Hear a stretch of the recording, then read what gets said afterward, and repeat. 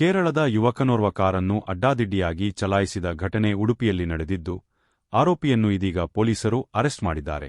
ಬಂಧಿತನನ್ನು ಕೇರಳ ಕನ್ನೂರಿನ ಕಂಡಗನ್ ನಿವಾಸಿ ಶೋಹೈಲ್ ನೀಲಾಕತ್ ಎಂದು ಗುರುತಿಸಲಾಗಿದೆ.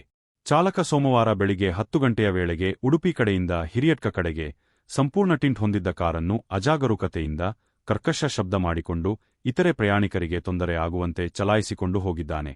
ಕಾರಿನಲ್ಲಿ ಯಾವುದಾದರೂ ಅಕ್ರಮವಾಗಿ ವಸ್ತುಗಳನ್ನು ಸಾಗಿಸುವ ಬಗ್ಗೆ ಅನುಮಾನಗೊಂಡ ಪೊಲೀಸರು ಕಾರನ್ನು ಹಿಂಬಾಲಿಸಿಕೊಂಡು ಎನ್ಐಟಿ ಜಂಕ್ಷನ್ ಬಳಿ ತಡೆ ಹಿಡಿದು ಚಾಲಕನನ್ನು ವಶಕ್ಕೆ ಪಡೆದಿದ್ದಾರೆ.